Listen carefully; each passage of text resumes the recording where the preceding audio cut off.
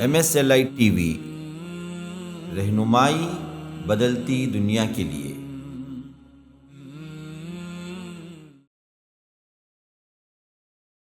اللہ نے سوال ہم پر کر دیا، فَهَلْ أَنْتُمْ مُسْلِمُونَ، کیا تم مسلمان ہو؟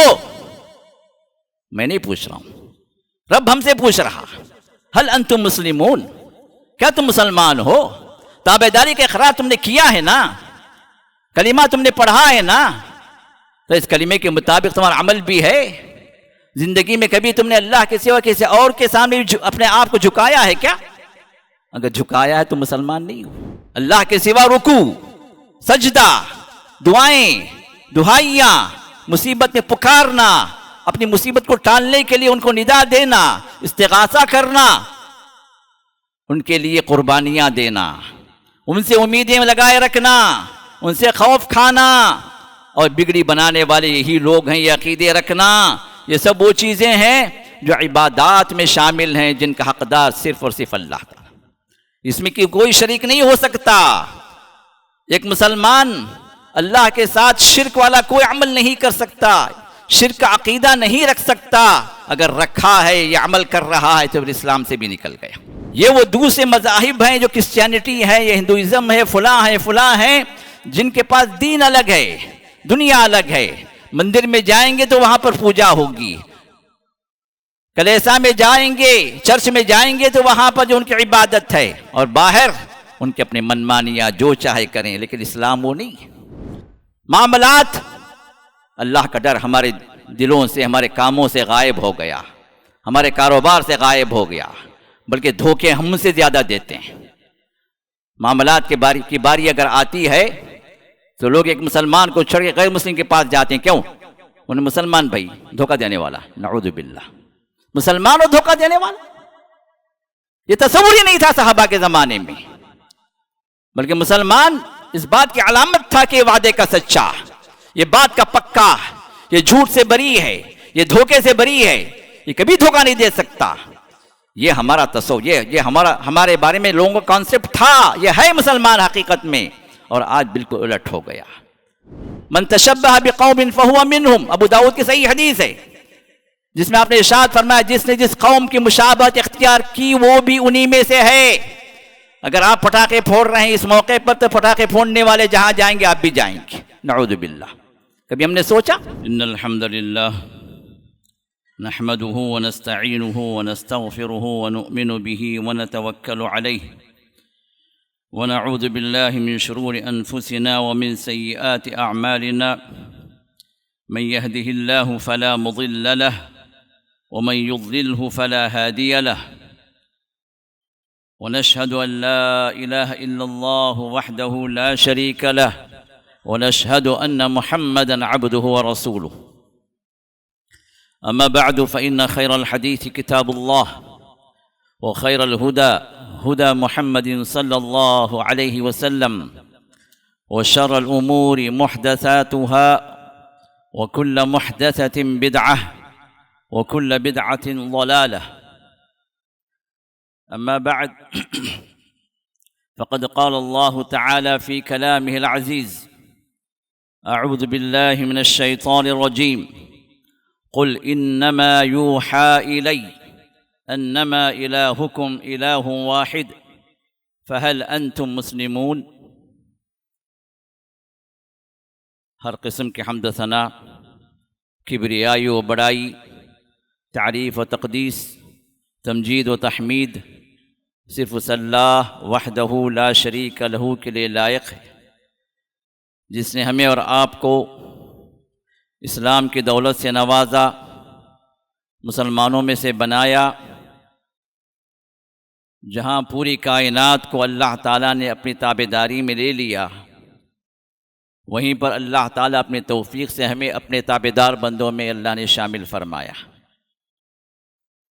کروڑا درود و سلام ہو ہمارے اور آپ کے آخری پیغمبر، آخری رسول، امام الرسل جناب محمد رسول اللہ صلی اللہ علیہ وسلم پر، جنہوں نے ہمیں وہ تمام تعلیمات دیں جن تعلیمات پر عمل کر کے ہم حقیقی مسلمان بن سکتے ہیں، جنہوں نے عملی طور پر اس بات کا اعلان کیا کہ وہ پہلے مسلمان ہیں، وہ سچے مسلمان ہیں، اور ان صحابہ کو تیار کیا جو قولی اور عملی ہر اعتبار سے اپنا اسلام انہوں نے لوگوں کے سامنے پیش کیا۔ حاضرین جمعہ، آج کا عنوان رب کا سوال مسلمانوں سے، اور وہ سوال میں نے رب کے کلام سے، وہ آیت سورۃ الانبیاء کی 108 میں نے آپ کے سامنے تلاوت کی، جس میں رب العزت نے ارشاد فرمایا، قل، اے نبی علیہ الصلاۃ والسلام آپ کہیے، انما یوحی الی، کہ مجھ پر وحی کی جا رہی ہے، انما الہکم الہ واحد، کہ تمہارا الہ، تمہارا معبود صرف ایک ہی معبود ہے، ایک ہی وہ ہے جو عبادت کے لائق ہے اس پورے کائنات میں۔ فہل انتم مسلمون، سوال یہ ہے تو کیا تم مسلمان ہو؟ یہ رب کا سوال ہے ہم سب لوگوں سے جو بھی قرآن پڑھ رہے ہیں، قرآن پر ایمان لائے ہوئے، کیا تم مسلمان ہو؟ جب یہ سوال رب نے ہم سے کیا ہے تو ہم میں کا ہر آدمی اس بات کا فرض اس پر بنتا ہے کہ وہ اپنے آپ سے سوال کر لے، کیا وہ مسلمان ہے؟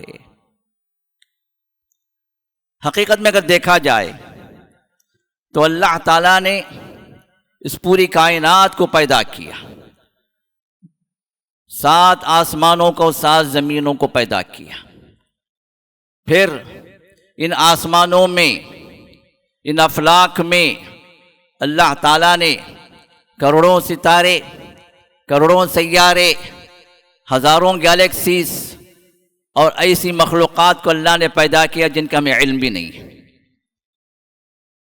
انسان اپنی اڑان، اپنی پہنچ بڑی بتاتا ہے، لیکن اس کو اس بات کا بھی علم نہیں ہے کہ اس کائنات میں کتنی مخلوقات ہیں۔ وَيَخْلُقُ مَا لَا تَعْلَمُونَ، اللہ نے فرما دیا کہ تمہیں علم بھی نہیں ہے، ویسی چیزیں ہم نے پیدا کر رکھی، تم وہاں پہنچ بھی نہیں سکتے۔ لیکن جتنی بھی مخلوقات اللہ نے پیدا کی ہیں، ان سب کو اللہ تعالیٰ نے مسلمان بنایا۔ مسلمان کا مطلب تابعدار، الاسلام هو الاستسلام للہ، اسلام کا مطلب ہی کیا ہے کہ اللہ کے آگے تابعدار بن جائے، سرنڈر کر لے اپنے آپ کو، اس کا اپنا کچھ نہیں ہے، نہ اس کی اپنی خواہش، نہ اس کا اپنا ارادہ، نہ اس کی منمانی، نہ اس کے اپنے طور طریقے، کچھ نہیں۔ جو بھی ہوگا اللہ نے جو فرمایا، اللہ کے حکم کے مطابق، اللہ تعالیٰ نے جو طور طریقے سکھائے اس کے مطابق، اللہ تعالیٰ کی جو مرضی ہے اس مرضی کے مطابق یہ جس کی زندگی چلتی ہے وہی مسلمان ہے۔ پوری کائنات مسلمان ہے، پوری کائنات تابعدار ہے۔ اللہ نے ارشاد فرمایا، جب اللہ تعالیٰ نے آسمان اور زمین کو پیدا کیا تو انہیں کہا ائتیا طوعا او کرہا، تم اپنی خوشی سے ہمارے تابعدار بن جاؤ کہ مجبور ہو کر تابعدار بن جاؤ، لیکن تابعدار تو بننا ہی بننا ہے تمہیں، تمہارا اپنے اختیار نہیں چلے گا۔ قالتا اتینا طائعین، تو انہوں نے کہا یہ آسمان زمین جس کی وسعتیں ہم ناپ نہیں سکتے، انسان اتنا نالجبل ہونے کے باوجود بھی اتنا کچھ جو اپنے آپ کو انٹیگریٹڈ سمجھ رہا ہے، اتنا کچھ بھی اپنے آپ کو پہنچ گیا ہے افلاک پر، اپنے آپ کو جو ہے بڑا مہان سمجھتا ہے، لیکن اس کو آج تک آسمان کی حقیقت نہیں ناپے گا تو کیا حقیقت نہیں معلوم اس کو۔ تو اللہ نے فرمایا کہ یہ بلند آسمان یا زمین نے بھی کہا اتینا طائعین، ہم بخوشی برضا و رغبت ہم تیری اطاعت میں ہم اپنے آپ کو لے آتے ہیں۔ پوری کائنات مسلمان، کائنات کے ہر مخلوق اللہ تعالیٰ کی تسبیح میں مگن، یسبح لہ ما فی السماوات و ما فی الارض، آسمانوں میں جو ہیں، زمین میں جو ہیں، سب کے سب اللہ کی تسبیح میں مشغول ہیں۔ اللہ نے بنا دیا ویسی اطاعت گزاری، تابعداری، اسلام کا یہ دین ان سب پر حاوی ہے، اور اللہ تعالیٰ نے انسان کو بھی اگر دیکھا جائے فطرتاً اللہ تعالیٰ نے اس کو مسلمان بنایا۔ یہ دین اسلام دین فطرت ہے، کیونکہ انسان کی جب اولاد پیدا ہوتی، انسان جب پیدا ہوتا ہے تو اللہ تعالیٰ نے اپنے نبی محمد رسول اللہ صلی اللہ علیہ وسلم کے ذریعے سے ہمیں بتلا دیا کہ کل مولود یولد علی الفطرہ فابواہ یہودانہ او ینصرانہ او یمجسانہ، ہر بچہ جو پیدا ہوتا ہے وہ فطرت پر پیدا ہوتا ہے، اللہ کی توحید پر پیدا ہوتا ہے، اللہ کا تابعدار بن کر پیدا ہوتا ہے، دین اسلام پر پیدا ہوتا ہے۔ پھر اس کے ماں باپ ہوتے ہیں، اگر وہ یہودی ہیں تو اس بچے کو یہودی بناتے ہیں، وہ اگر نصرانی ہے تو اپنے بچے کو نصرانی بناتے ہیں، وہ اگر مجوسی ہیں تو اپنے بچے کو مجوسی بناتے ہیں، وہ اگر ہندو ہیں تو اپنے بچے کو ہندو بناتے ہیں۔ یہ ان کے ماں باپ کی تربیت ہوتی ہے، ان کے طور طریقے سکھاتے ہیں، ورنہ وہ بچہ تو اپنی جگہ مسلمان ہی پیدا ہوتا ہے۔ جب پوری کائنات تابعدار ہے، پوری کائنات مسلمان ہے، تو پھر انسان کو بھی اللہ تعالیٰ نے، انسان اور جن کو، یہ دو مخلوقات وہ ہیں جن کو اللہ اگر چاہتے تو ہمیں بھی مجبور کر دیتے دوسروں کی طرح، ہمارا بھی کوئی اختیار نہیں چلتا، ہم بھی فطرتاً عادتاً ہر طور طریقے کے لحاظ سے ہم مسلمان بن جاتے، ہمارے اختیارات سلب کر لیے جاتے، کوئی اختیار ہمیں نہیں دیا جاتا۔ لیکن اللہ تعالیٰ یہ چاہتے ہیں کہ انسان اور جنات کو اختیار دیں کہ وہ اپنے اختیار سے، اپنی رضا و رغبت سے مسلمان بن جائے، اللہ کے تابعدار بن جائیں، اور اسی کا بدلہ اللہ نے جنتوں کی شکل میں رکھا۔ اسی لیے انسان و جن کے علاوہ دوسروں کو جو جنتوں کی خوشخبری نہیں ہے، ان کو جہنم کی وعید نہیں ہے۔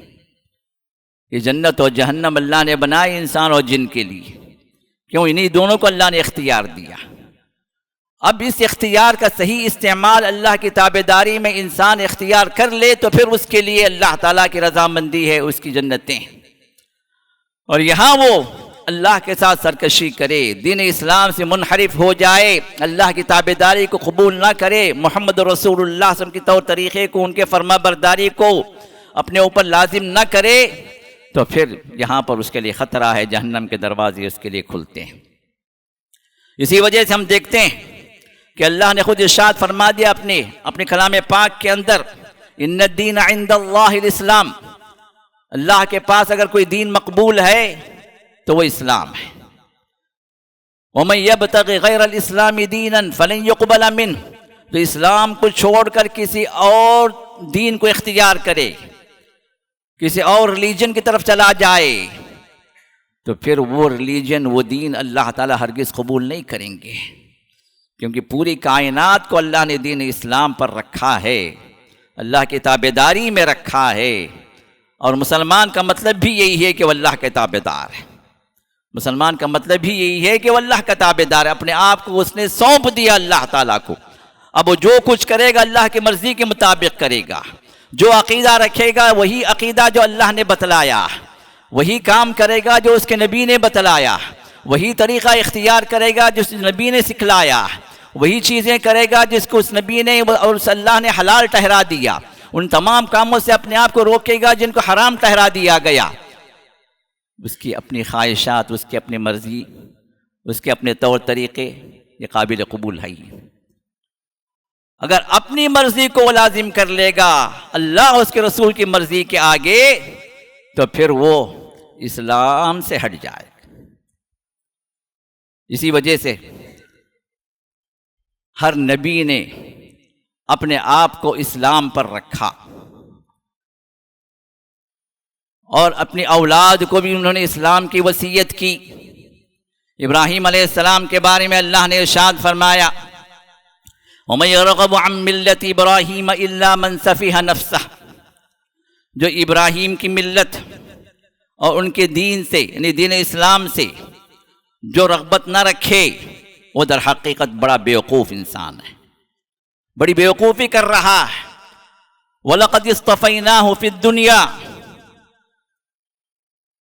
اور ہم نے ان کو آخرت میں اور دنیا میں ہم نے بڑا مرتبہ دیا ہے، چن لیا. وَإِنَّهُ فِي الْآخِرَةِ لَمِنَ الصَّالِحِينَ، آخرت میں بھی وہ بڑے نیکوکاروں میں شمار ہوں گے. کون؟ ابراہیم علیہ السلام. پھر فرمایا اِذْ قَالَ لَهُ رَبُّهُ أَسْلِمْ، جب ان کے رب نے ان سے کہا کہ اسلام لے آؤ، برضا و رغبت تم اپنے آپ کو تابعدار بنا لو اللہ تعالیٰ کے.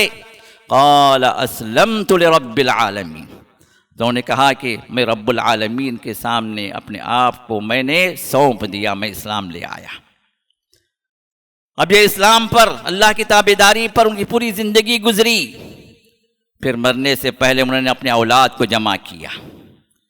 قرآن شاہد ہے. اس کے بعد والی آیت میں سورۃ البقرہ آیت نمبر 130 سے 132 تک. پھر اس کے بعد وَوَصَّى بِهَا إِبْرَاهِيمُ بَنِيهِ وَيَعْقُوبُ، پھر ابراہیم علیہ السلام نے مرنے سے پہلے اپنے اولاد کو جمع کیا، اسماعیل و اسحاق کو جمع کیا. پھر اسحاق کے بیٹے یعقوب بھی تھے اس وقت، ان کو بھی جمع کیا. مطلب بیٹے بھی اور پوتے بھی جو بھی موجود تھے ان سب کو جمع کرنے کے بعد انہوں نے کہا کہ یا بنی، اے میرے بیٹو، اے میری اولاد، ان اللہ اصطفیٰ لکم الدین، اللہ تعالیٰ نے تمہارے لیے دین کو اختیار کر دیا کہ تمہیں کیسے چلنا ہے، کیسے تابعداری، کس کی تابعداری میں رہنا ہے. تو فرمایا وَلَا تَمُوتُنَّ إِلَّا وَأَنْتُمْ مُسْلِمُونَ، تمہیں موت نہ آئے مگر یہ کہ تم مسلمان بن کر رہو، اسلام پر موت آئے. ہر لمحے تم اسلام پر رہو، اللہ کی تابعداری میں رہو، تو جب بھی موت آئے گی تم اسلام ہی پر مرو گے. یوسف علیہ السلام نے دعا کی رب قد آتیتنی، کہ اللہ تو نے مجھے جو ہے بادشاہت عطا کی اور مجھے جو ہے خوابوں کی تعبیر کا علم دیا. پھر فرمایا توفنی مسلمن والحقنی بالصالحین، اے اللہ تو مجھے مسلمان بنا کر، تیرا تابعدار بنا کر مجھے وفات دے اور صالحین میں میرا شمار کر دے. اسی طرح فرعون نے جب جادوگروں کو، جب اس کی اطاعت سے پھر گئے، موسیٰ پر ایمان لے آئے تو انہیں سخت ترین سزا دی، انہیں سولی پر لٹکا دیا. تو ان جادوگروں نے اس وقت کہا ربنا افرغ علینا صبرا وتوفنا مسلمین، اے اللہ تمہیں ہم پر صبر انڈیل دے، یعنی بہت زیادہ صبر عطا کر تاکہ اس مصیبت کو ہم جھیل سکیں، اس سولیب کے پھندے کو ہم جو سنبھال سکیں، اس پر جو ایسا نہ ہو کہ ہم فتنے میں مبتلا ہو جائیں، پھر سے واپس فرعون پر ایمان لے کر آ جائیں، اللہ کے ایمان سے ہٹ جائیں. اللہ تمہیں صبر عطا کر. اور پھر انہوں نے دعا کی وتوفنا مسلمین، اے اللہ مسلمان بنا کر ہمیں تو وفات عطا کر. تو یہ وہ چیز ہے جو اللہ تعالیٰ نے ایمان والوں کو بھی حکم دیا. محمد رسول اللہ صلی اللہ علیہ وسلم ہر خطبے میں پڑھا کرتے تھے. یہ خطبہ حاجت کے اندر یہ آیت بھی پڑھی جاتی ہے، یا ایھا الذین آمنوا اتقوا اللہ حق تقاتہ، اے لوگو جو ایمان لائے ہو اللہ سے ڈرو جیسے کہ ڈرنے کا حق ہے. ولا تموتن الا وانتم مسلمون، تمہیں موت نہ آئے، ہرگز موت نہ آئے مگر یہ کہ تم مسلمان ہوگا. موت جب بھی آئے اسلام کی حالت میں آئے، اللہ کی تابعداری میں آئے، اللہ کی مخالفت میں نہ آئے، معصیت میں نہ آئے، گنہگار بن کر نہ مرو، بد عقیدہ ہو کر نہ مرو، شرک میں مبتلا ہو کر نہ مرو، کفر میں نہ مرو، الحاد میں نہ مرو، مرو تو مسلمان ہو کر مرو. اور موت کسی کو نہیں معلوم کہ کب آتی ہے، کس لمحے آئے گی، کہاں آئے گی، کیسے آئے گی، کسی کو نہیں پتا. تو اس کا مطلب یہ ہوا کہ کسی بھی لمحے ہم اسلام کے دامن سے ہمیں ہٹنا نہیں ہے، کسی بھی لمحے ہمیں اسلام کے باہر نہیں ہونا. گنہگار انسان ہوتا ہے لیکن یہ گنہگاروں کے لیے اللہ نے توبے کے دروازے بھی رکھے ہیں، اور اس گناہ جتنے بھی ہیں اللہ چاہے تو معاف کر دیتے ہیں، لیکن یہ گناہ کو اللہ معاف نہیں کرتے اگر وہ بندہ توبہ نہ کر لے. وہ ہے شرک کا گناہ. ایک مسلمان کچھ بھی کر لے، وَإِن زَنَا وَإِن سَرَقَ، اللہ کے رسول نے ارشاد فرمایا کہ اگر وہ زناکار بھی ہو، چور بھی ہو، کوئی مسئلہ نہیں، اللہ چاہے تو معاف کرتے. لیکن جس کو اللہ معاف نہیں کرتے وہ صرف شرک ہے. تو ایک مسلمان سے یہ چیز ممکن ہی نہیں ہے کہ وہ شرک کرے، کیونکہ شرک اور اسلام کانٹرڈکٹ ہیں، ایک دوسرے کے اپوزٹ ہیں، آگ اور پانی، آگ اور پانی. تو مسلمان ہو اور مشرک ہو ہی نہیں سکتا۔ اور یہی بات اللہ نے ارشاد فرمایا، جو آیت میں نے آپ کے سامنے سورۃ الانبیاء کی 108 میں نے پڑھی، تو اس میں اللہ ہی فرماتا ہے، نبی علیہ السلام آپ کہیے مجھ پر وحی کی جا رہی ہے کہ تمہارا الہ، تمہارا معبود ایک ہی معبود ہے، اس کے علاوہ اس کائنات کے اندر عبادت کا کوئی حقدار نہیں ہے۔ جس کے لیے بھی عبادت کی جاتی ہے وہ جھوٹی عبادت ہے، جس کی عبادت کی جا رہی ہے وہ بھی باطل ہے، اور جو عبادتیں کی جا رہی ہیں وہ بھی باطل ہے، اور جو کرنے والا ہے وہ بھی باطل ہے۔ اللہ کے سوا رکوع، سجدہ، دعائیں، دہائیاں، مصیبت میں پکارنا، اپنی مصیبت کو ٹالنے کے لیے ان کو ندا دینا، استغاثہ کرنا، ان کے لیے قربانیاں دینا، ان سے امیدیں لگائے رکھنا، ان سے خوف کھانا، اور بگڑی بنانے والے یہی لوگ ہیں، یہ عقیدے رکھنا، یہ سب وہ چیزیں ہیں جو عبادات میں شامل ہیں، جن کا حقدار صرف اور صرف اللہ کا، اس میں کوئی شریک نہیں ہو سکتا۔ ایک مسلمان اللہ کے ساتھ شرک والا کوئی عمل نہیں کر سکتا، شرک کا عقیدہ نہیں رکھ سکتا، اگر رکھا ہے یا عمل کر رہا ہے تو پھر اسلام سے بھی نکل گیا۔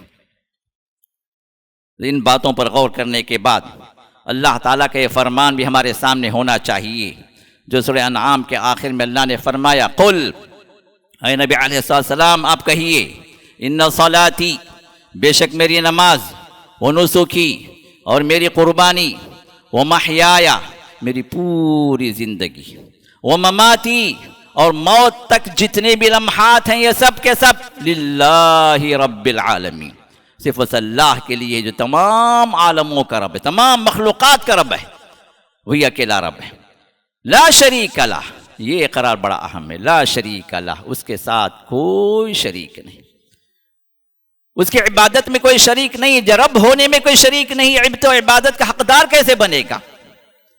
اللہ تعالیٰ یہ تو فرماتے ہیں، ارونی ماذا خلقوا من السماوات والارض، اگر تم کسی اور کو رب مان رہے ہو تو ذرا بتاؤ تو صحیح انہوں نے کیا پیدا کیا؟ کوئی چیز انہوں نے پیدا کی؟ مکھی تک نہیں پیدا کر سکتے، مچھر تک نہیں بنا سکتے، اور ان کو تم رب مانے ہوئے؟ کیا تمہیں اس بات کا شبہ ہو گیا کہ انہوں نے بھی کچھ چیزیں پیدا کی اور رب نے بھی کچھ چیزیں پیدا کی؟ اب یہ بھی رب ہے، یہ بھی خالق ہے، وہ بھی خالق ہے، اب ان کی بھی تم عبادت کر رہے ہو، ان کی بھی عبادت کر رہے ہو، مصیبت میں یا اللہ بھی پکار رہے ہو، مصیبت میں یا غوث بھی پکار رہے ہو، کیا تم اشتباہ ہو گیا، شک ہو گیا کہ کون رب ہے؟ دیکھو تو صحیح، تخلیق کی صفت کس کے پاس ہے؟ کون ہے حقیقی معنی میں خالق؟ تمہیں پیدا کس نے کیا؟ جس نے تمہیں پیدا کیا وہی تو تمہارا رب ہے، جو تمہارا رب ہے وہی تو عبادات کے لائق ہے، اس کے علاوہ تم کہاں بھٹک رہے ہو، کہاں فأین تذهبون، تم کدھر نکلے چلے جا رہے ہو، کدھر گمراہیوں کے بڑے دور دلدل میں تم پھنسے ہوئے ہو؟ سمجھ کو ذرا اختیار کرو، سوچو سمجھو کہ تم کیا کر رہے ہو۔ تو ایک مسلمان کسی بھی اعتبار سے وہ شرک کی راہ پر نکل نہیں سکتا، لا شریک لہ، اس کے ساتھ کوئی شریک نہیں، وبذالک امرت، اور رسول اللہ صلی اللہ علیہ وسلم کا حکم دیا گیا، فرمایا وبذالک امرت، اسی بات کا مجھے حکم دیا گیا، وانا اول المسلمین، اور میں تابعداروں میں پہلا ہوں، کیونکہ رسول اللہ صلی اللہ علیہ وسلم وہ شخص ہیں جو اللہ پر پہلے ایمان لائے، جن پر وحی نازل ہوئی، جو نبی بنائے گئے، پھر ان کے ذریعے سے امت کو تعلیم دی گئی، تو پہلے مسلمان وہی ہیں، وَأَنَا أَوَّلُ الْمُسْلِمِينَ۔ تو لہذا پورے انسانوں سے اس بات کا مطالبہ ہے کہ وہ برضا و رغبت اسلام کو قبول کریں، اللہ کے تابعدار بن جائیں، چاہے وہ کسی بھی مذہب ملت کا انسان کیوں نہ ہو، وہ بھی مخاطب ہے۔ محمد رسول اللہ نے ارشاد فرمایا، ما من یہودی ولا نصرانی، کہ دنیا کے اندر چاہے کوئی یہودی ہو، کوئی عیسائی ہو، کوئی نصرانی ہو، اگر اس کو میرے بارے میں اطلاع مل گئی کہ میں نبی بنا کر بھیج دیا گیا، میں آخری رسول ہوں، آخری پیغمبر ہوں، اگر یہ اطلاع اس کو مل گئی، ثم لم یؤمن بی، پھر وہ مجھ پر ایمان نہیں لایا، اسلام قبول نہیں کیا، دخل النار، تو جہنم میں داخل ہوگا، کیونکہ اسلام سب سے مطلوب ہے۔ جب پوری کائنات مسلمان ہے تو پھر انسان کیسے چھوٹ سکتے ہیں؟ تو تمام انسانوں کو برضا و رغبت اللہ کے دین میں داخل ہونے کے لیے اللہ تعالیٰ نے حکم بھی دیا ہے، اور نبی علیہ السلام کو اللہ نے بھیجا بھی ہے۔ تو لہذا اب ذرا ہم آتے ہیں، اب ہم مسلمان ہیں، الحمدللہ، اللہ کا شکر ہے کہ اللہ تعالیٰ نے پیدائشی طور پر مسلمان بنا دیا۔ ہم مسلمان خاندان میں پیدا ہوئے، ہمارے باپ دادا کو مسلمان پایا، اسلامی گھرانے میں ہماری تخلیق ہوئی، ہماری پیدائش ہوئی، یہ بہت بڑی خوش نصیبی ہے۔ اصل میں مسئلہ کیا ہے، جب انسان جتنی محنت کر کے کوئی چیز حاصل کرتا ہے، قدر اتنی ہی اس کے پاس بڑی ہوتی ہے۔ جب بغیر کسی محنت کے سستی میں کوئی چیز مل جاتی ہے تو قدر نہیں ہوتی۔ اسلام کی قدر آپ ان سے پوچھیں جو ساری زندگی انہوں نے لگا دی حق کی تلاش میں۔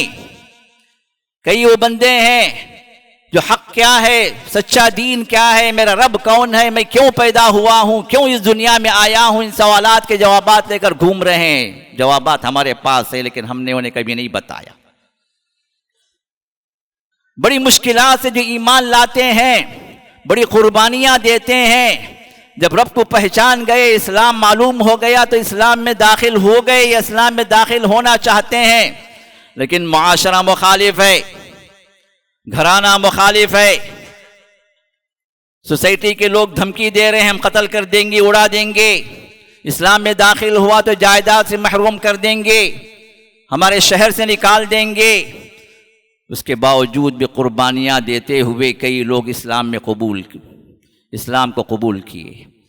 اسلام کی قدر ان سے پوچھئے، انہوں نے حق کو بڑی تلاش کے بعد بڑی قربانیاں دے کر انہوں نے اس حق کو حاصل کیا۔ اور ہم ماں پیٹ مسلمان، ہماری ماں مسلمان، باپ مسلمان، تو ہم بھی مسلمان ہو گئے۔ ہم قربانیاں تو کیا دیں گے، اسلام کو جاننے کی بھی ہمیں توفیق نہیں ہوتی۔ اسلام ہے کیا اس کے بارے میں پتہ نہیں، کس کو اسلام کہا گیا۔ کئی وہ ہیں جن کو ارکان اسلام تک نہیں معلوم ہے، اور ارکان اسلام اگر معلوم بھی ہیں تو اس پر عمل کرنے تیار نہیں ہے، کیونکہ محمد رسول اللہ صلی اللہ علیہ وسلم کے پاس جب بھی کوئی اسلام لانے کے لیے کوئی شخص آتا تو آپ اس کو ارکان اسلام سکھاتے۔ الاسلام ان تشہد اللہ الہ الا اللہ وان محمد رسول اللہ۔ اسلام کیا ہے، تم اس بات کی گواہی دو کہ اللہ کے سوا کوئی عبادت کے لائق نہیں، اور اس بات کی بھی گواہی دو کہ محمد رسول اللہ صلی اللہ علیہ وسلم اللہ کے رسول ہیں۔ یہ دونوں گواہیاں، یہ پہلا اقرار ہے ایک مسلمان کا، جس میں اس بات کا اقرار کرتا ہے کہ میری پوری زندگی گزرے گی اللہ تعالیٰ کی تابعداری میں، زندگی میں کبھی میں اللہ کو چھوڑ کر کسی اور کو معبود نہیں بناؤں گا، اللہ کے سوا میں کسی اور کے لیے عبادات کے طور طریقے کسی اور کے لیے اختیار نہیں کروں گا۔ میرا ماتھا اگر جھکے گا تو اللہ کے سامنے، میرے ہاتھ اٹھیں گے تو اللہ تعالیٰ کے آگے، اللہ کے دربار کے علاوہ کہیں اور کسی اور دربار میں میرے ہاتھ نہیں اٹھیں گے۔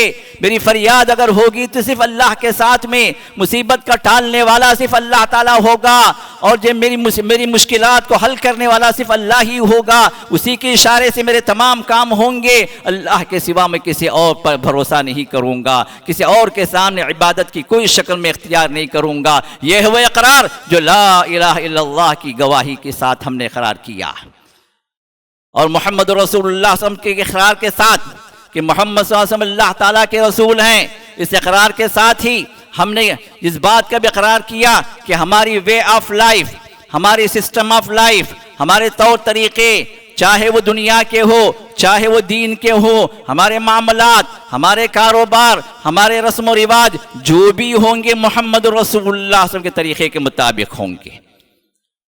اللہ کے رسول کو ہم نے رسول مان لیا نا، تو رسول یہ نہیں تھے کہ آئے اللہ کی کتاب تھما کے چلے گئے، بلکہ رسول وہ ہیں جو ہمیں بڑے سے بڑے کام سے لے کر چھوٹے سے کام تک انہوں نے ہمیں طریقہ سکھلا دیا، دنیا کو بھی دین میں بدل دیا۔ دنیا کے ہر کام کو محمد رسول اللہ صلی اللہ علیہ وسلم نے اجر کا کام بنا دیا، اگر جو ہے اس کی نیت صحیح ہو، اگر وہ اللہ کے لیے کام کرے۔ یہاں تک انسان اپنی لذت کے لیے ملتا ہے اپنی بیوی سے، بیوی اپنی لذت سے کے لیے اپنے شوہر سے ملتی ہے، لیکن محمد رسول اللہ صلی اللہ علیہ وسلم اس کو بھی اجر کا باعث بنا دیا۔ شوہر اور بیوی ایک دوسرے کے منہ میں اگر لقمہ بھی ڈالتے ہیں، رسول اللہ صلی اللہ علیہ وسلم اس کو بھی ثواب کا کام بتلا دیا۔ اسلام وہ ہے جس کے اندر دنیا الگ دین الگ نہیں ہے، دنیا کے تمام کام بھی اگر انسان اللہ کے لیے کرے، اللہ کا حکم سمجھ کر کرے، محمد رسول اللہ کے طریقے کے مطابق کرے، تو چاہے وہ دنیا کا کام کیوں نہ ہو، چاہے بڑے سے بڑا کام کیوں نہ ہو، چھوٹے سے چھوٹا کام کیوں نہ ہو، اللہ کے رسول صلی اللہ علیہ وسلم نے اس پر اجر قرار دیا، وہ ثواب کا کام بتلا دیا۔ یہ وہ دوسرے مذاہب ہیں جو کرسچینٹی ہے، یہ ہندوازم ہے، فلاں ہیں، جن کے پاس دین الگ ہے، دنیا الگ ہے۔ مندر میں جائیں گے تو وہاں پر پوجا ہوگی، کلیسا میں جائیں گے، چرچ میں جائیں گے تو وہاں پر جو ان کی عبادت ہے، اور باہر ان کے اپنے منمانیاں جو چاہے کریں، لیکن اسلام وہ نہیں۔ جب سے ہم نے اقرار کیا، جب سے ہم نے شعوری طور پر اس بات کا اقرار کیا کہ اشہد ان لا الہ الا اللہ وان محمد رسول اللہ، جب سے ہم نے اقرار کیا کہ اللہ کے سوا کوئی عبادت کے لائق نہیں، جب سے ہم نے اقرار کیا محمد رسول اللہ صلی اللہ علیہ وسلم یہ ہمارے رسول ہیں، ہمارے لیے آئیڈیل ہیں، ہمارے لیے اسوا ہیں، ان کے طریقے پہ ہمیں چلنا ہے، اس کی میں نے جو ہے اس کا میں نے اقرار کر لیا، تو پھر یہاں پر زندگی کا ہر کام، یہاں تک ہماری سوچ، ہماری فکر، ہمارا قول، ہمارا عمل، زندگی کا ہر لمحہ ہم اسلام کے تابع ہو گئے، ہم رسول اللہ کے طریقے کے مطابق چلنے کا ہم نے قرار کر لیا۔ اب ذرا اس بات کو لے کر ہم اپنے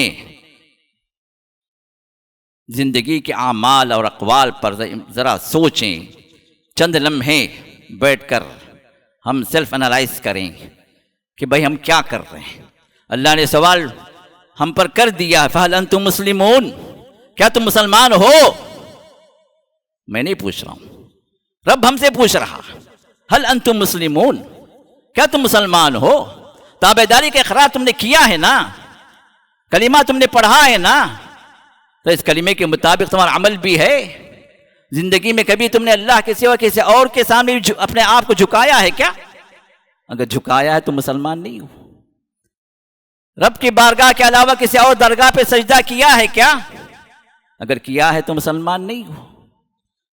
عبادات کے اندر رب کو چھوڑ کر کسی اور سے عبادات کے طور طریقے تم نے روا رکھے ہیں کیا؟ اللہ کے سوا کسی اور سے ڈر غالب ہے، کسی اور سے امیدیں تم باندھے ہوئے جیسے اللہ ہی کر سکتا ہے، تمہاری بگڑی بنانے کے لیے تم نے کسی اور سے اپنی امیدیں لگا رکھی ہیں، اگر ہے تو مسلمان نہیں ہو۔ نبی کے طریقے کے خلاف کسی اور کے طریقے میں تم اپنے آپ کو یہ سمجھتے ہو کہ وہاں پر کامیابی ہے۔ بھئی نبی کا طریقہ تو پرانا ہو گیا، بھئی اسلام تو بہت پہلے آیا، 1400 سال پہلے آیا، اب کہاں امپلیمنٹ ہو سکتا ہے؟ دنیا کہاں سے کہاں چلی گئی، کہاں سے کہاں ترقیاں ہو گئیں، اب بھی ہم اسلام کو پکڑے رہیں گے تو پھر ہمیں کامیابی کیسے ہوگی؟ اللہ کی قسم کامیابی ہوگی اسلام سے ہی۔ اور اگر تم اسلام کو چھوڑ دو گے تو ناکامیاں تمہاری قدم چومیں گی، تم ناکام رہو گی دنیا کے اندر بھی آخرت کے اندر بھی۔ یہ اللہ کا وعدہ ہے، یہ اللہ کا وعدہ ہے۔ اگر تم اسلام پر چلو گے تو اللہ تعالیٰ تمہیں زمین عطا کریں گے۔ وَلَقَدْ كَتَبْنَا فِي الزَّبُورِ مِن بَعْدِ الذِّكْرِ أَنَّ الْأَرْضَ يَرِثُهَا عِبَادِيَ الصَّالِحُونَ، صرف قرآن میں نہیں بلکہ ہم نے زبور میں بھی جو بات کو ہم نے ذکر کر دیا کہ اللہ تعالیٰ زمین کی حقداری دیتے ہیں ان کو جو نیک ہوتے ہیں، جو اسلام پر چلنے والے ہوتے ہیں۔ یہ اللہ کا وعدہ، چونکہ ہم اسلام پر نہیں چل رہے ہیں اور ہمارے اور کفار کے درمیان میں کوئی فرق نہیں رہا، تو اللہ تعالیٰ بطور سزا ہم کو زمین کی عمارت سے، زمین کی حاکمیت سے اللہ تعالیٰ نے ہمیں محروم کر دیا، ان کافروں کو اللہ نے آگے کر دیا۔ یہ سزا ہے ہمارا، کیونکہ اعمال میں ہم دونوں برابر ہو گئے، عقائد میں ہم دونوں برابر ہو گئے، کفر کے عقیدے وہاں بھی، کفر کے عقیدے یہاں بھی، شرک وہاں بھی، شرک یہاں بھی، رسول کی مخالفت وہاں بھی، رسول کی مخالفت یہاں بھی، منمانیاں وہاں بھی، منمانیاں یہاں بھی، دونوں جب برابر ہو گئے تو ہم چونکہ ایمان کا اقرار کیے ہیں، اسلام کا اقرار کیے ہیں، تو اس کے باوجود ہم نے غداری کی اللہ تعالیٰ کے ساتھ میں، تو اللہ تعالیٰ نے بطور سزا ہم پر نافذ کی، تمہاری کثرت ہونے کے باوجود تمہاری کوئی ویلیو نہیں ہوگی۔ آج مسلمان دوسرے نمبر پر ہے دنیا کے اندر، 2 بلین سے زیادہ مسلمان موجود ہیں، 1/4 of the population of the world مسلمانوں کا ہے، اس کے باوجود میں نہ مسلمانوں کی کوئی طاقت ہے، نہ آواز ہے، نہ ان کی کوئی اہمیت ہے، نہ ان کی جو ہے کوئی قیمت ہے۔ کیوں؟ جبکہ اس کے مقابلے میں ہم دیکھتے ہیں 2 کروڑ کی کمیونٹی ہے سکھوں کی، اور یہودیوں کی تو اس سے کہیں زیادہ کم، اس کے باوجود بھی طاقتیں ان کے پاس ہیں، اپنی بات منواتے ہیں، اپنا کام کرواتے ہیں، بلکہ اپنا کام مسلمانوں سے کرواتے ہیں۔ مسلمانوں کے پاس حکومتیں ہونے کے باوجود بھی ان کی اپنی قیمت کیا؟ کیوں یہ حالت؟ رسول اللہ صلی اللہ علیہ وسلم نے ارشاد فرمایا تکونون غثاء کغثاء السیل، تمہاری حالت تو ویسے ہی ہوگی جیسے سمندر کا جھاگ ہوگا۔ سمندر کی موجیں جب آتی ہیں، ساحل سے ٹکراتی ہیں تو سفید جھاگ تا حد نگاہ پھیل جاتا ہے، لیکن اس جھاگ کی کوئی قیمت نہیں ہوتی۔ وہی حالت تمہاری بھی ہوگی۔ کیوں؟ تم نے اسلام کو چھوڑ دیا، تم نے اس رب کو مانا نہیں۔ رب کو مان لیتے نا تو رضیت باللہ ربا وبالاسلام دینا وبمحمد نبیا، اگر اس بات کا اقرار کر لیتے ذاق طعم الایمان۔ مسلم کی حدیث ہے حضرت عبداللہ بن عمر سے کہ اس بندے نے ایمان کا مزہ چکھ لیا۔ ایمان کا مزہ ہوتا ہے، کبھی ہم نے چکھا؟ ہم کو معلوم ہی نہیں ایمان کیا ہے۔ ہم کو معلوم ہے بادشاہ بھائی کا حلوہ، ہم کو معلوم ہے دم کا روٹ کا مزہ، ہم کو معلوم ہے گاجر کے حلوے کا مزہ، یہ مزے ہم کو معلوم ہے۔ ایمان کا مزہ صحابہ نے چکھا۔ ایمان کا مزہ ہم چکھ لیں نا تو ایمان کا مزہ ملتا ہے کہاں سے؟ جس نے اللہ کو اپنا رب مان لیا۔ اللہ تعالیٰ میرا رب ہے، اس سے جو راضی ہو گیا، اس سے خوش، اس سے اطمینان کہ میرا رب میرے ساتھ ہے، میں اس پر جو ہے میں نے ایمان لایا، وہ میرا رب ہے، مجھے ضائع نہیں کرے گا، مجھے ناکام نہیں کرے گا، میرا ساتھ نہیں چھوڑے گا، وہ میرا رب ہے۔ اور اسلام کو اپنا دین مان لیا، محمد صلی اللہ علیہ وسلم نبی مان لیا، ان کے طریقے پر چلنا شروع کر دیا، تو پھر یہاں ہے وہ ایمان کا مزہ، یہاں ہے وہ کامیابی، یہاں ہے وہ جو ہے وہ دنیا کی بھی سکسس، اور آخرت کے اندر بھی اللہ کی جنتیں۔ آج ہماری حالت کیا ہے پتہ؟ مسلمان ہیں ہم نام کے، لیکن ہمارے عقیدے ہیں غیروں کے، ہماری باتیں ہیں غیروں کی، ہمارے کام ہیں غیروں کے، جن کے ساتھ ہمارا اٹھنا بیٹھنا ہے ہم نے ان کی چیزوں کو لے لیا۔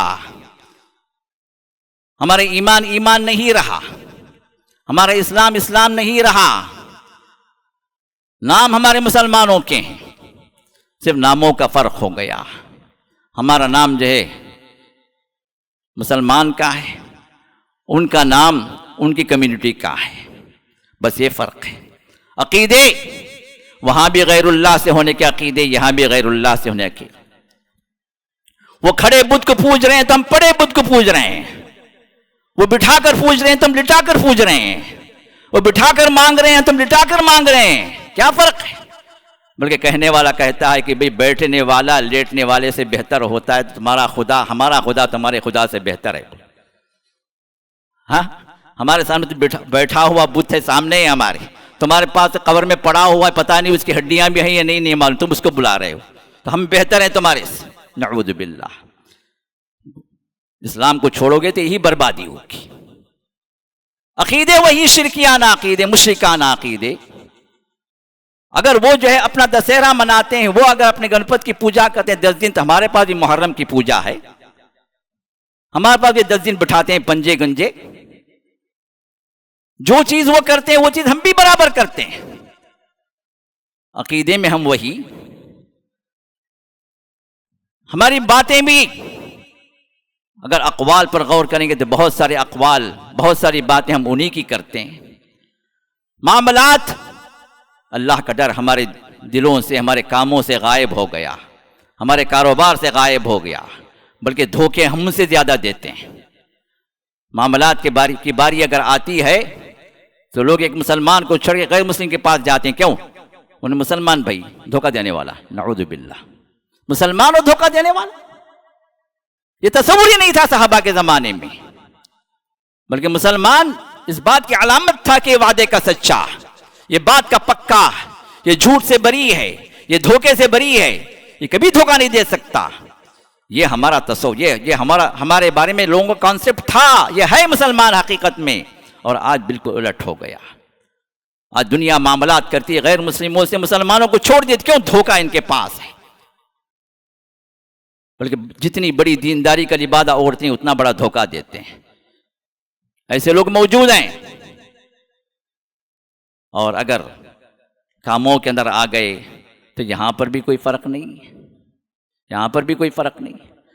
ہم وہ تمام کام کرتے ہیں جو غیر مسلم کرتے ہیں۔ اب سامنے دیوالی آ رہی ہے، اب ذرا دیکھو، پٹاخے پھوڑنے والے جتنے وہ لوگ ہوں گے اتنے ہمارے بھی لوگ ہوں گے۔ یہ کون سی مسلمانیت ہے؟ یہ کون سا دین ہے کہ آپ ان کی مشابہت کر رہے ہیں؟ ان کے تہواروں میں آپ بھی برابر حصہ ڈال رہے ہیں۔ من تشبہ بقوم فہو منہم، ابو داؤد کی صحیح حدیث ہے جس میں آپ نے ارشاد فرمایا جس نے جس قوم کی مشابہت اختیار کی وہ بھی انہی میں سے ہے۔ اگر آپ پٹاخے پھوڑ رہے ہیں اس موقع پر تو پٹاخے پھوڑنے والے جہاں جائیں گے آپ بھی جائیں گے، نعوذ باللہ۔ کبھی ہم نے سوچا؟ بعض لوگ بولتے ہیں نہیں فری میں ملے جی، اس کا سے پھوڑ دیا کرتے، فری میں کوئی سور کا گوشت کھلا دے کھا لیں گے، فری میں کوئی شراب پلا دے پی لیں گے۔ جو چیز حرام ہے حرام ہے، چاہے فری میں ملے یا پیسہ ڈال کر آپ اس کو استعمال کریں۔ پیسہ ڈالیں گے تو اور زیادہ گناہ ہوگا، پیسوں کو بھی پوچھ ہوگی۔ فری میں ملنے کے باوجود بھی ان کی مشابہت آپ اختیار نہیں کر سکتے میرے بھائی، یہ کوئی دلیل نہیں کہ فری میں ملے۔ ذرا غور کریں، کبھی جو ہے دیکھیے ہم اپنے اسلام میں کچے ہیں لیکن یہ غیر مسلم اپنے دین میں پکا، چاہے وہ اس کو اپنے دین کا معلوم نہ ہو لیکن اس کو اتنا معلوم ہے کہ یہ ہمارا دین ہے، ہماری کمیونٹی، ہم اس سے باہر نہیں ہو سکتے۔ کبھی آپ کا کوئی پڑوسی غیر مسلم، آپ کا کوئی کلیگ غیر مسلم، اس نے عید الاضحیٰ کے موقع پر وہ بھی ایک بکرا لا کر پال کر بسم اللہ اللہ اکبر وہ کاٹا ہے کیا؟ قربانی کبھی کی ہے کسی غیر مسلم نے؟ یہ آپ کا تہوار ہے، یہ آپ کا تہوار ہے، یہ آپ کی عید ہے، لیکن غیر مسلم کے بارے میں کبھی آپ نہیں دیکھیں گے کہ وہ بھی قربانی میں آپ کے ساتھ ہو رہا۔ لیکن آپ کے پٹاخے ساتھ چلتے ہیں، آپ کے پونگل کے دوران میں ڈگڈگی اور گنے کھانا وہ بھی نہیں چھوڑتے ہم لوگ۔ عیسائیوں کے اپنی جو کرسچینٹی کے موقع پر جو ان کے کیک میں برابر حاضر ہوتے ہیں، اس شرکیات خرافات میں ہم پڑے ہوئے ہیں۔ کیوں؟ ہمیں دین اسلام کی کوئی فکر نہیں ہے۔ ہم کچھ بھی کر لیں، ہم کچھ بھی کر لیں، شرک بھی کر لیں، گناہ پر گناہ کرتے چلے جائیں، غیر مسلموں کی طرح زندگیاں گزاریں، لیکن پھر بھی ہم مسلمان ہیں۔ کیوں؟ ہم مسلمان گھرانے میں پیدا ہوئے۔ اللہ یہ نہیں دیکھیں گے تم مسلمان گھرانے میں پیدا ہوئے اس سے تم جنتی ہو، وہ کافر گھرانے میں پیدا ہوا اس لیے جو جہنمی ہو۔ اللہ یہ فیصلہ نہیں کریں گے میرے بھائی۔ ان اللہ ينظر الى قلوبکم واعمالکم، ان اللہ لا ينظر الى صورکم واموالکم۔ اللہ تمہارے چہروں کو، تمہارے مالوں کو نہیں دیکھتا، اللہ دیکھتا ہے تمہارے دلوں کو، تمہارے عمل کو دیکھتا ہے۔ اس دل کے اندر ایمان ہے، اس کا عمل اسلام کے مطابق ہے، یہ شرکیات سے خالی ہے، رسول کی مخالفت سے دور ہے، تو پھر وہ اللہ کی جنتوں کا حقدار ہے۔ ناموں پر فیصلے نہیں ہوں گے، خاندانوں پر فیصلے نہیں ہوں گے، آپ کے جو کنبے اور جو آپ کے قبیلوں کے مطابق فیصلے نہیں ہوں گے، آپ جو مسلمان گھرانے میں پیدا ہو گئے اس لیے جنتی ہونے کا فیصلہ نہیں ہوگا میرے بھائی۔ ہم ہوش کے ناخن لیں، ہم دیکھیں ہم کیا کر رہے ہیں، ہمارے طور طریقے میں دیکھیں گے۔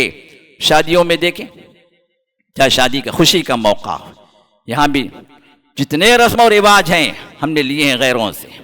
یہ ہلدی کا رسم، یہ تیل کا رسم، یہ اس میں بھی جو ہے چور ہلدی بھی ہے، ہاں ساؤ ہلدی بھی ہے، اس کے پھر جو ہے کنگن کا رسم ہے، اور پھر جو ہے امام ضامن جو بننے کے رسم و رواج ہیں۔ یہ شرکی عقیدے، کفری عقیدے، یہ رسم و رواج ہم لائے کہاں سے؟ اگر آپ سے یہ کہا جائے کہ اسلام کے اندر صرف نکاح ہے اور نکاح کے بعد ولیمہ ہے، نکاح کی کوئی دعوت نہیں، کوئی کھانا نہیں، صرف ولیمے کی دعوت ہے، جو اس پر اللہ کے رسول لازم کی ہے، وہ بھی نوشہ پر، یہ نوشہ کے گھر والوں پر ان کی طرف سے ولیمہ ہوگا۔ کیا جی اتنا سکا نکاح کیا جی؟ وہ میت کا رسم کیا جی؟ پوچھتا میت میں یہ کھانا کھلاتے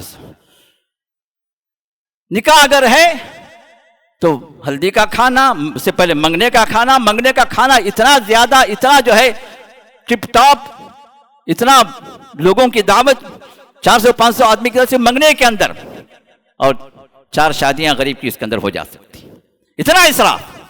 اور آج تو جو ماشاءاللہ نکاح کی دعوت بھی جس کے اندر 10 آئٹم سے کم نہیں ہونا، 10 آئٹم سے کم ہو گئے کیا جی فقیر کی دعوت کیا پوچھتا ہوں۔ یہ اور بات ہے کہ انہیں جو ہے لاکھوں کا قرض لے کر سود پر وہ دعوتیں کراؤں صرف اپنے ناک کے لیے، معاشرے میں ایک اسٹیٹس ہو۔ یہ کہاں سے لائے ہم؟ کیا اسلام ہے یہ؟ کہ غیر مسلموں کی چیزیں نہیں ہیں جو ہم نے اس کو اختیار کیا ہے؟ ان دعوتوں کے اسراف، ان دعوتوں کے اندر صرف نام و نمود کے لیے، بلکہ اگر دیکھا جائے تو غیر مسلم اس معاملے میں پیچھے ہیں، غیر مسلم اس معاملے میں پیچھے ہیں. ان کے پاس اتنی دعوتیں نہیں ہوتی، نہ اتنے کھانے ہوتے ہیں ان کے اپنے دعوتوں کے اندر. اور مسلمان تو کھا کھا کے مرا، زبان کے چٹخارے میں گیا انہیں. اب اس زبان کے چٹخارے میں اس کو ڈش پر ڈش ہونا. اور اسی طرح کا دیکھیں گے، بچہ پیٹ میں آیا تو وہاں بھی رسم ہے. ستواسا کہتے، کہاں سے آیا جی ستواسا؟ 7 مہینے میں رسم کر کے اپنے ماں کے گھر کو لے کے جانا. کیوں؟ تو شوہر نہیں ہے، تیری ذمہ داری ہے، تو خرچ کرنا ہے. نکاح کے بعد تیری ذمہ داری کہ تو پالے، تو خرچ کرے. یہ پہلی زچ کی ماں کرنا کہتے ہیں. ہندوؤں کا رسم ہے، غیر مسلموں کا رسم ہم لے آئے. بچہ اگر پیٹ میں آتا بھی ہے تو ہمارے ہندوؤں کا رسم ہے، پیدا ہوتا بھی ہندوؤں کا رسم ہے. بچے کے ہونے کے بعد وہ چلا چھٹی سب کہاں سے آیا؟ یہ رسمیں کہاں سے آئیں؟ مرتے بھی ہیں تو وہاں پہ جو ہے رسم ان لوگوں کا ہم نے لیا ہے. مرنے کے بعد بھی تیسرا زیارت کہاں سے آئی؟ تیسرے دن یہ لوگ بھی جاتے ہیں سولگاٹ کو، اور ہم بھی جاتے ہیں قبرستان کو. چیلم کہاں سے آیا 40 دن پر؟ یہ کھانے کھلانے کی رسم کہاں سے آئی؟ برہمنوں سے آئی. نکاح کے اندر یہ تالی جو بنتے ہیں یہ کہاں سے آیا؟ یہ بھی غیر مسلموں سے آیا، راجپوتوں سے آیا. کہاں کہاں دیکھیں، کدھر کدھر سوچیں، کن کن چیزوں کو بیان کریں. ہر معاملے کے اندر ہم جب اسلام سے نکلے ہوئے ہیں، پھر بھی اللہ تعالیٰ کا سوال ہمارے سامنے ہمیشہ موجود ہے. هل انتم مسلمون؟ کیا تم مسلمان ہو؟ سوچا کبھی؟ غور تو کرو، ہوش کے ناخن لو. ہم نے تمہیں اپنی توفیق سے مسلمان بنا دیا، اسلام کے گھرانے میں ہم نے پیدا کر دیا. اب تمہارا کام یہ ہے کہ تم اسلام کو سمجھو، اسلام پر رہو، یہ تمہارا کام ہے. پھر تمہاری جنتیں ہماری تمہارے لیے کھلی ہیں. ورنہ توفیق ہم نے دی، اسلام کے اندر پیدا کیا ہم نے مسلمان گھرانوں میں، لیکن تم نے اپنے اسلام کو نہ سمجھا، نہ عمل کیا، نہ باقی رکھا، تو جہنم کے دروازے کھلے ہوئے. اللہ رحم فرمائے ہم سب پر. اللہ ہم سب کو واپس اسلام میں آنے کی توفیق عطا فرمائے، اور اللہ تعالی ہم سب کو اپنی جنتوں میں داخل فرمائے. اور اسلام کی دعوت ہم دوسروں تک دیں، خود اسلام سمجھیں اور اسلام پر عمل کریں، اور دعوت بھی ہم دوسروں تک پہنچائیں. اللہ کا فرمان ہے سورہ حامیم سجدہ کے اندر، وَمَنْ أَحْسَنُ قَوْلًا مِّمَّنْ دَعَا إِلَى اللَّهِ وَعَمِلَ صَالِحًا وَقَالَ إِنَّنِي مِنَ الْمُسْلِمِينَ. اس سے بڑھ کر کس کی بات ہو سکتی ہے جو اللہ کی طرف بلائے اور نیک عمل کرے، اور اس بات کا اقرار کرے کہ میں مسلمانوں میں سے ہوں. کہ مسلمان میں سے ہونا فخر کی بات ہے، یہ اللہ کی توفیق ہے. اللہ تعالیٰ کروڑوں بندوں کو پیدا کیا، 8 بلین لوگ موجود ہیں، ان میں سے 2 بلین کو اللہ نے توفیق دے کے مسلمان. لیکن ان 2 بلین میں سے اگر دیکھیں گے تو حقیقی مسلمان شاید چند ہزاروں میں ہوں گے، باقی سب نام کے مسلمان ہیں، کام سب غیر مسلموں کے اسلام سے نکلے ہوئے ہیں. اللہ سے ہم دعا کریں کہ اللہ تعالی ہمیں سچے اور پکے مسلمان بنائے. جس طرح اللہ نے اپنے توفیق سے ہمیں مسلمان بنا دیا، مسلمان گھرانے میں اللہ نے پیدا کر دیا، تو اسلام کو سمجھنے اور اسلام کو شعوری طور پر حاصل کرنے کے اللہ ہمیں سعادت نصیب فرمائے. اللہ تعالی ہمیں ان اعمال کی توفیق دے دے جو اسلام کے موافق ہوں، جس کو اللہ قبول فرما لیتے ہیں، اور حقیقی معنی میں اللہ تعالی ہمیں مسلمان بنا کر اپنی جنتوں کا حقدار بنائے. وہاں پر صالحین کے ساتھ، وہاں پر انبیاء کے ساتھ، وہاں پر شہداء کے ساتھ، وہاں پر صدیقین کے ساتھ اللہ تعالی ہمارا شمار فرما لے. تو یہ حقیقی کامیابی ہے. تو دنیا کے اندر بھی اگر ہم کامیاب ہونا چاہتے ہیں تو اسلام کو ہم سمجھیں اور اس کا علم حاصل کریں اور اس پر عمل کرنے کی کوشش کریں جتنا کچھ ہو سکے. اور جہاں کچھ بھی اگر غلطی ہو گئی تو اللہ نے توبہ و استغفار کا دروازہ اللہ نے کھول رکھا ہے، تو استغفار کر لیں، اللہ تعالیٰ اس کو معاف کر دیں گے. لیکن پھر سے ہمیں واپس اس گناہ کی طرف نہیں جانا ہے، اللہ کی اطاعت طرف آنا ہے. تو لہٰذا اس بات کو ہم اپنے دل و دماغ میں رکھیں اور جو اسلام پر چلنے کی کوشش کریں. اللہ سے دعا بھی مانگیں، توفیق بھی اللہ سے مانگیں. انشاءاللہ اللہ توفیق دینے والا ہے. آمین یا رب العالمین. بارک اللہ لنا ولکم فی القرآن العظیم ونفعنا وإياكم بالآيات والذكر الحكيم. الحمد لله على إحسانه والشكر له على توفيقه وامتنانه، وأشهد أن لا إله إلا الله وحده لا شريك له تعظيما لشأنه، وأشهد أن محمدا عبده ورسوله الداعي إلى رضوانه، صلى الله وسلم عليه وعلى آله وصحبه وإخوانه وسلم عليه تسليما كثيرا كثيرا. أما بعد، فقد قال الله تعالى في شأن حبيبه: إن الله وملائكته يصلون على النبي يا أيها الذين آمنوا صلوا عليه وسلموا تسليما. اللهم صل على محمد وعلى آل محمد كما صليت على إبراهيم وعلى آل إبراهيم إنك حميد مجيد، وبارك على محمد وعلى آل محمد كما باركت على إبراهيم وعلى آل إبراهيم إنك حميد مجيد. اللهم أعز الإسلام والمسلمين وأذل الشرك والمشركين ودمر أعداء الدين واحمي حوزة الإسلام يا أرحم الراحمين. ربنا آتنا في الدنيا حسنة وفي الآخرة حسنة وقنا عذاب النار. إن الله يأمر بالعدل والإحسان وإيتاء ذي القربى وينهى عن الفحشاء والمنكر والبغي يعظكم لعلكم تذكرون. اذكروا الله يذكركم وادعوه يستجب لكم ولذكر الله تعالى أكبر والله يعلم ما تصنعون. السلام علیکم ورحمۃ اللہ وبرکاتہ. حاضرین کرام، یہ مسجد السلام اور مرکز السلام لنشر اسلام جو اللہ کے فضل و کرم کے بعد میرے چھوٹے بھائی جاوید عثمان ربانی رحمہ اللہ کی کوششوں کے ذریعے سے اللہ نے قائم کیا ہے، اللہ تعالیٰ ان کے اس عمل کو قبول فرمائے، آمین یا رب العالمین. تو اس مرکز کے ذریعے سے، اس مسجد کے ذریعے سے ہمیں اور آپ کو معلوم ہے کہ اللہ تعالیٰ الحمدللہ اس کے دین کا کام لے رہا ہے.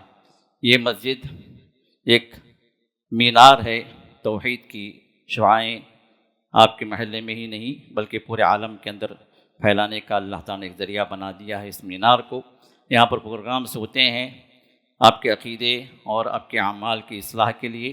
اس میں سے ایک جمعہ کا خطبہ ہوتا ہے، دوسرا کل ہر ہفتے کے دن عشاء کے بعد قرآن کریم کا ترجمہ اور تفسیر کا پروگرام رہتا ہے عشاء کے بعد. الحمدللہ چل رہا ہے اللہ کی توفیق سے.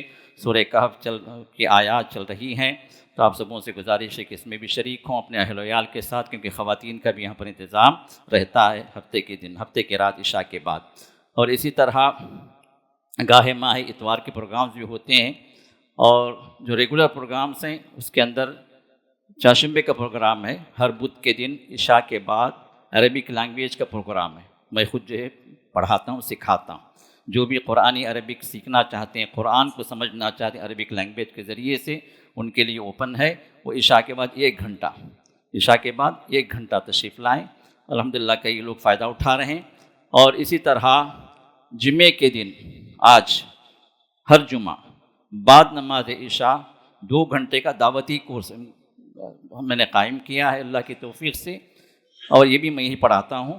تو اس میں یہ ہے کہ آپ داعی کیسے بنیں، دوسروں کو دعوت آپ کیسے دیں، جو حق پر نہیں ہے اس کو حق پر آپ کیسے لائیں، جو غیر مسلم ہے تو اس کو کیسے آپ مسلمان بنائیں.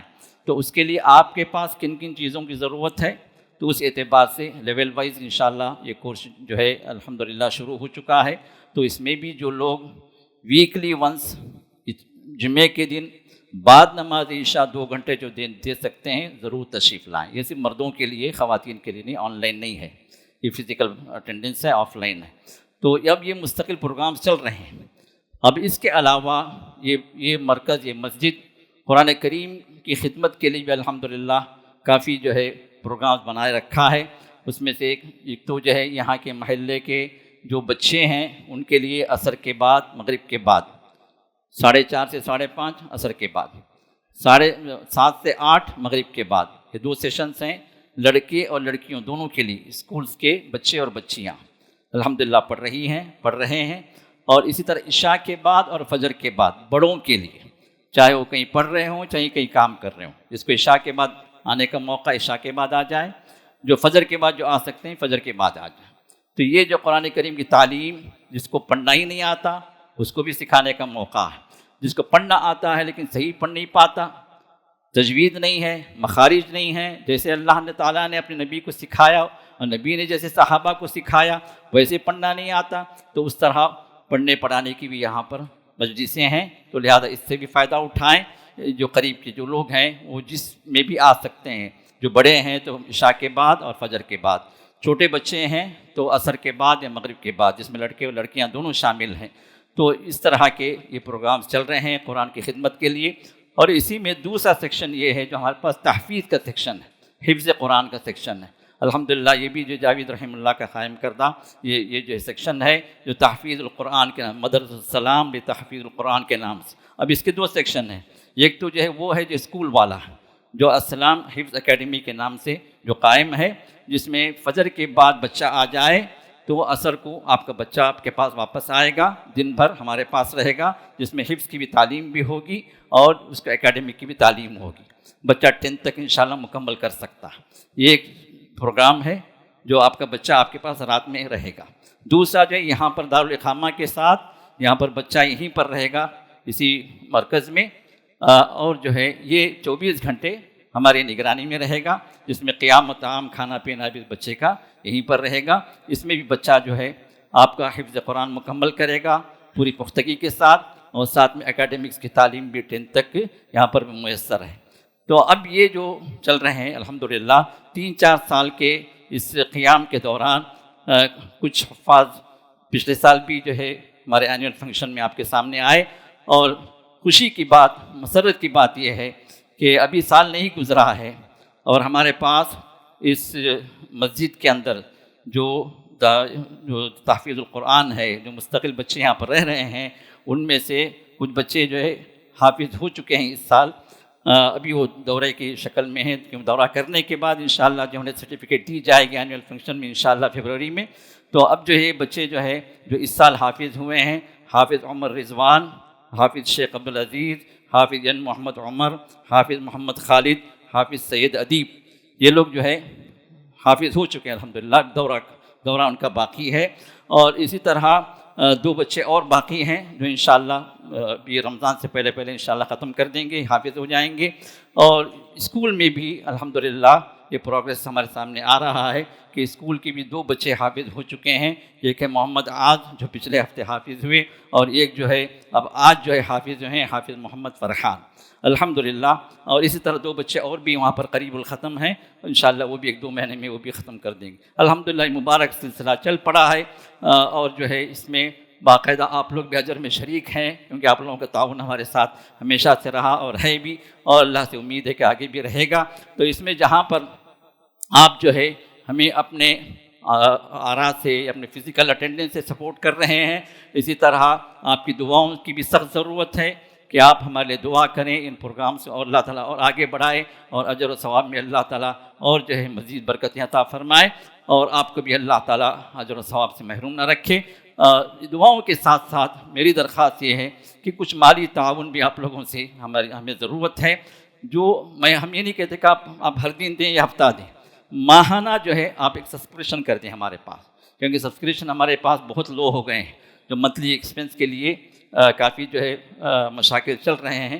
تو لہٰذا آپ لوگوں کی گزارش یہ ہے کہ جن تک بھی ہماری آواز پہنچتی ہے، منتھلی اعتبار سے کچھ بھی جو آپ کی انکم ہے اس کے لحاظ سے، چاہے وہ 100 روپے ہی صحیح، 200 صحیح، 500 صحیح، 1000 صحیح، جو آپ دے سکتے ہیں اللہ کے راہ میں اس کار خیر کو انجام دینے کے لیے، اس مرکز سے ایکٹیویٹیز کو انجام دینے کے لیے منتھلی سبسکرائبر بن جائیں، تو پھر وہ جو ہمارے لیے آسانی ہوگی اخراجات کے لیے۔